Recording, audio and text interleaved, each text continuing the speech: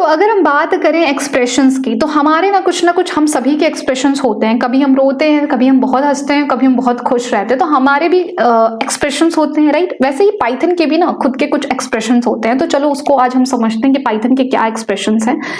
So basically यहाँ पर अगर आप देखोगे तो एक्सप्रेशंस क्या है, expression is defined as a combination of constant. तो पाइथन में जो एक्सप्रेशंस है ना वो डिफाइंड है, कैसे डिफाइंड है, कॉम्बिनेशंस में डिफाइंड है।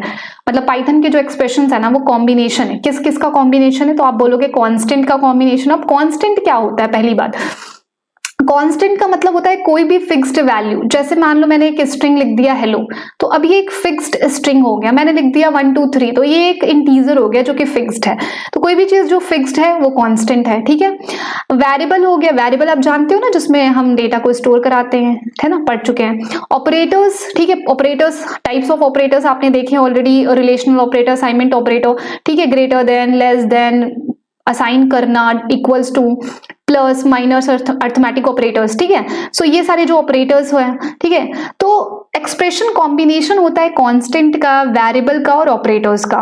Expression always evaluate to a value. तो एक्सप्रेशन जो है ना कुछ ना कुछ वैल्यू को इवैल्यूएट करेगी, मतलब उन वैल्यूज के ऊपर आप कह सकते हो कैलकुलेशंस करेगी, ठीक है।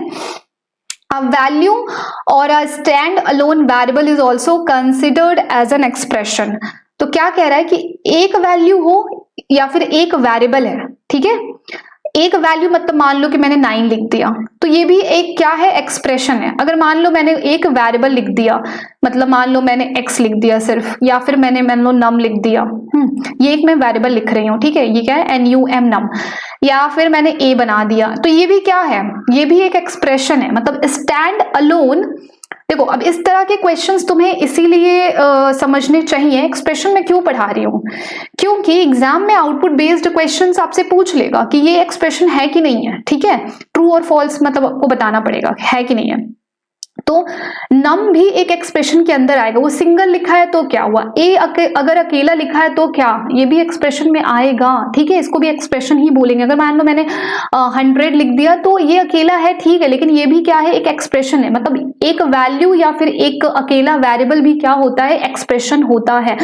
But a stand alone operator is not an expression. But अगर अकेला ऑपरेटर लिखा है, ऑपरेटर्स क्या होते हैं, जैसे कि मान लो मैंने प्लस लिख दिया, ये ऐड, ये कौन सा ऑपरेटर है, प्लस ऑपरेटर। मैंने माइनस लिख दिया, माइनस ऑपरेटर। मान लो मैंने लिख दिया ग्रेटर देन, इक्वल टू, तो ये ऑपरेटर, तो ये सिंगल अगर ऐसे यूज हुए, इनके साथ कोई भी ऑपरेंड नहीं यूज हुआ है। अगर a प्लस बी होता तो ये एक्सप्रेशन बोलते हैं हम इसको, क्योंकि यहाँ पर a एक ऑपरेंड है, b एक ऑपरेंड है, लेकिन ऑपरेंड तो यूज नहीं हुआ है ना। यहाँ पर ये वाला देखो सिंगल आपने ऐसे यूज किया है।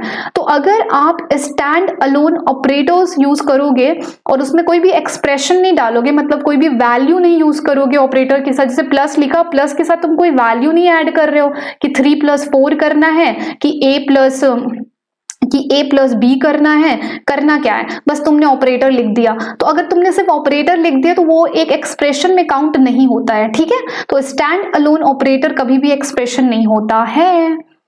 अब some examples of valid expressions are given below. तो कुछ ऐसे एग्जाम्पल्स हैं जो वैलिड हैं और जो आपको नीचे दिए हैं, मतलब जो सही है। तो 100 क्या है, एक एक्सप्रेशन है, तो हाँ है। नम क्या है, एक एक्सप्रेशन है, तो हाँ है। नम में अगर मैंने 2.0 लिखा तो वो भी एक एक्सप्रेशन है, हाँ है। अगर मैंने ऐसे किया तो ये भी एक्सप्रेशन है, क्योंकि देखो यहाँ पे प्लस ऑपरेटर यूज हुआ है, बट वो यहाँ पर वैल्यूज के साथ यूज हो रहा है, ठीक है। तो ये भी एक एक्सप्रेशन है पूरा, ठीक है। ये क्या है, ये पूरा ही एक एक्सप्रेशन है, ठीक है। यहाँ पर ऑपरेटर यूज हुआ है बट वैल्यूज के साथ यूज हुआ है। कुछ ना कुछ इवैल्यूएट करेंगे इनको हम, जब सॉल्व करेंगे तो ये हमें कुछ ना कुछ आंसर देंगे, राइट। अगर हम इनको सॉल्व करेंगे तो ये हमें कुछ ना कुछ आंसर तो देंगे ना, तो इसका मतलब इनको इवैल्यूएट करने पर हमें कोई ना कोई वैल्यू मिलेगी, ठीक है। तो ये भी क्या है, एक्सप्रेशन है। अब जैसे कि यहाँ पे ग्लोबल और सिटीजन लिखा है और यहाँ पर प्लस ऑपरेटर कर रहे हैं, तो ये तो बहुत बार बता दिया क्या होता है, ये कॉन्कैटिनेट करता है अगर ये स्ट्रिंग के साथ यूज होता है तो, ठीक है। स्ट्रिंग के साथ यूज होने का क्या मतलब है कि यहाँ पे ग्लोबल डबल कोट के अंदर लिखा है तो एक स्ट्रिंग है, सिटीजन डबल कोट के अंदर लिखा है तो स्ट्रिंग है, और यहाँ पर हम प्लस ऑपरेटर बीच में लगा रहे हैं, तो इसका मतलब ये क्या करेगा, इन दोनों स्ट्रिंग को कॉन्कैटिनेट करके इन दोनों को हमको साथ में लिख कर दे देगा, चिपका कर, ग्लोबल सिटीजन ऐसे कुछ लिख देगा, राइट। हाँ, तो ये होता है हमारा एक्सप्रेशन। तो यहाँ पर आज हमने एक्सप्रेशन को समझ लिया कि एक्सप्रेशन क्या होता है। तो चलो मिलते हैं नेक्स्ट वीडियो में।